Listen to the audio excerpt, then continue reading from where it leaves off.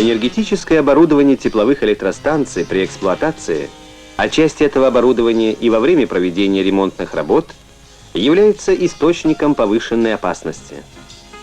Эта опасность еще увеличивается и за счет возможного травмирования от оборудования, работающего рядом. Вот почему избежать травматизма можно только при строжайшем соблюдении требований правил техники безопасности. Запомните это.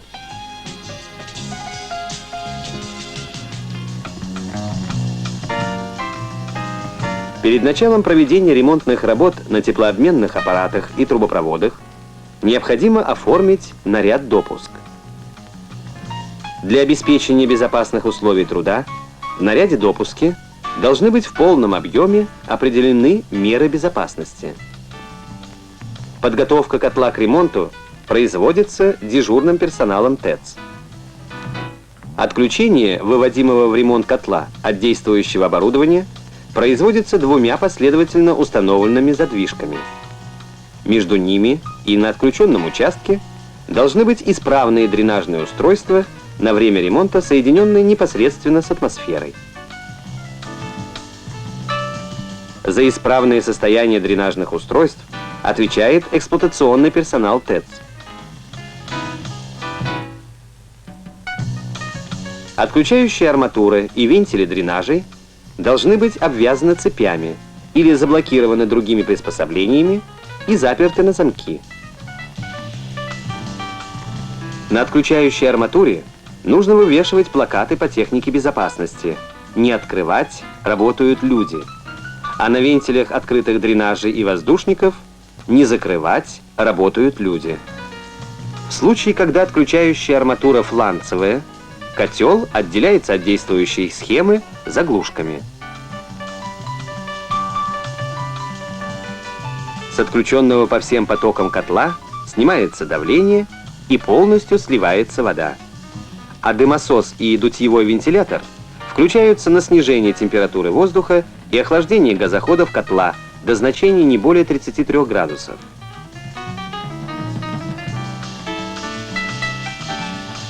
После этого шибер воздуховода закрывается.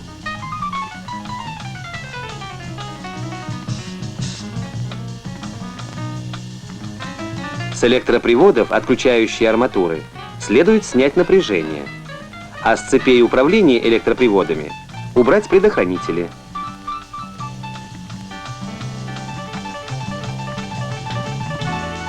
На ключах управления электроприводами арматуры необходимо вывесить плакат «Не включать, работают люди».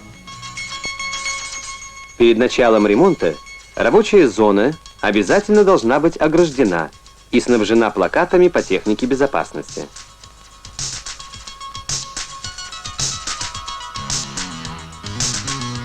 Допуск ремонтного персонала на элементы котельной установки до очистки их от нависших кирпичей, шлака, золы и очаговых остатков запрещается.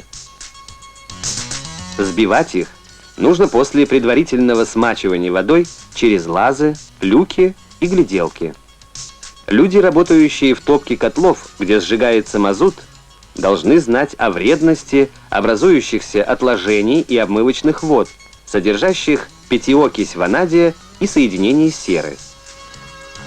Они обязаны применять спецодежду, респираторы и резиновые перчатки, стойкие к щелочам и кислотам.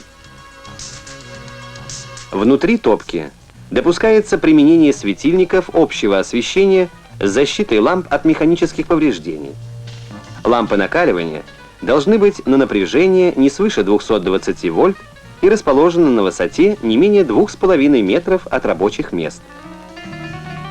При недостаточном освещении внутри топки допускается использование прожектора, который должен быть установлен вне топки котла. При работе внутри элементов котельной установки, газоходов и воздуховодов с переносными электрическими светильниками количество ламп должно быть не менее 2 с питанием от разных источников напряжением 12 вольт. Допускается освещение рабочих мест батарейными и аккумуляторными фонарями.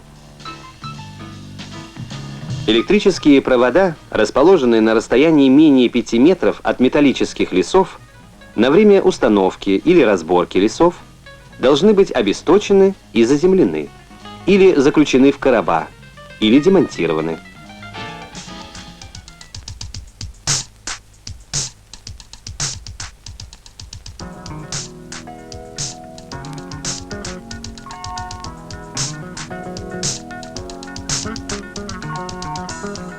При работе на высоте более 1,3 метра от уровня пола необходимо применять леса и подмости. Они должны отвечать требованиям техники безопасности. Настилы на лесах и подмостях должны крепиться к поперечинам инвентарными креплениями, иметь ограждение на высоте не менее 1 метра от настила, а по краю настила бортовые доски высотой не менее 15 сантиметров.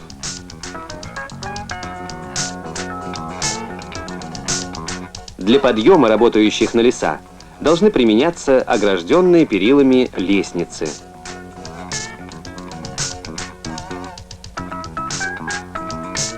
Нагрузка на леса не должна превышать значений, указанных в паспорте или проекте.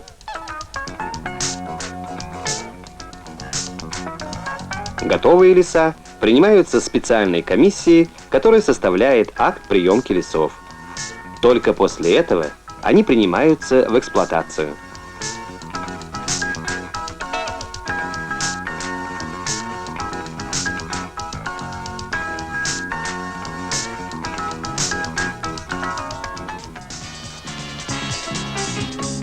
При допуске к работе ответственный руководитель совместно с производителями работ проверяет выполнение необходимых мероприятий по подготовке рабочих мест, указанных в наряде. Перед началом работ ремонтный персонал должен быть ознакомлен с планом эвакуации на случай возникновения аварийной ситуации.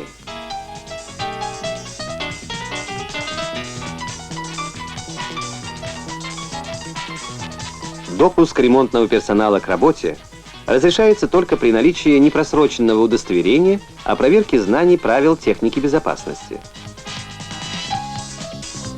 При отсутствии такого или его просрочки рабочий выводится из состава бригады.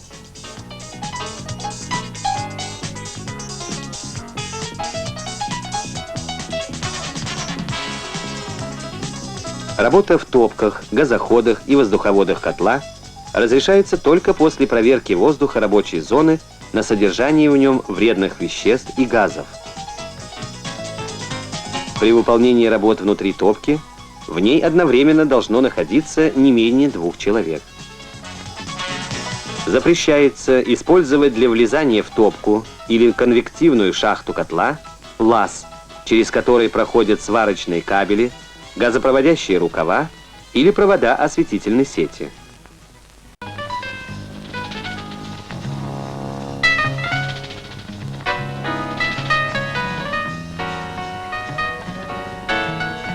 При производстве сварочных работ сварщик и его подручный должны пользоваться средствами индивидуальной защиты, щитком или шлемом со специальными стеклами для защиты глаз и лица от действия лучей, брезентовыми рукавицами, диэлектрическими галошами и спецодеждой. Запрещается производить какие-либо сварочные работы в замасленной одежде и рукавицах.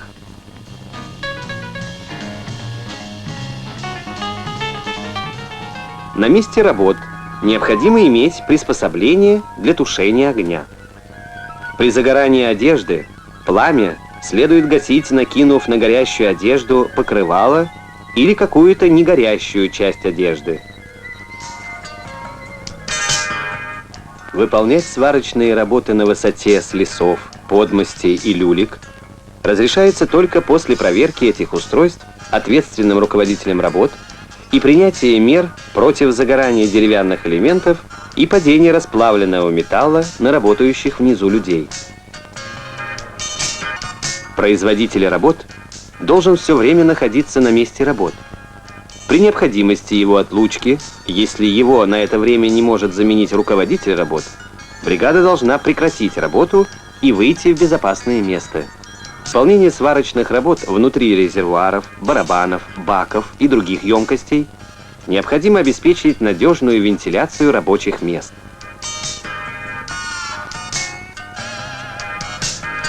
При электросварщике, работающем в резервуарах или барабанах, должен находиться наблюдающий, который располагается так, чтобы постоянно видеть сварщика и слышать его. У наблюдающего должен быть рубильник на случай необходимости быстрого разрыва цепи. Весь персонал, работающий на энергетических предприятиях, должен быть обучен практическим навыкам оказания доврачебной помощи пострадавшим.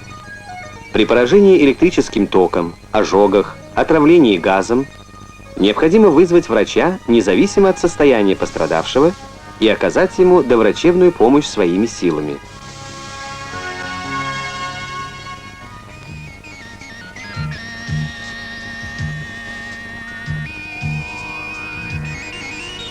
Запрещается производить сварочные работы с применением электрического и пневматического инструмента, с приставных лестниц и стремянок.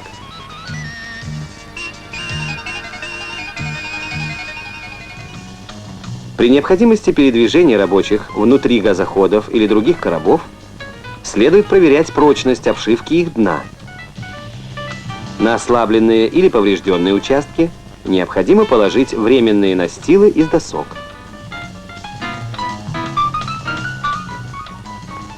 В местах перехода коробов из горизонтального положения в вертикальное граница раздела должна быть ограждена глухим щитом.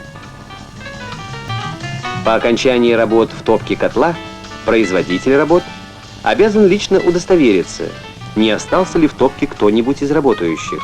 Ремонтные рабочие при растопке рядом стоящего котла или при переводе его с одного вида топлива на другой, а также при гидравлических испытаниях, обязаны перейти на другую сторону ремонтируемого котла.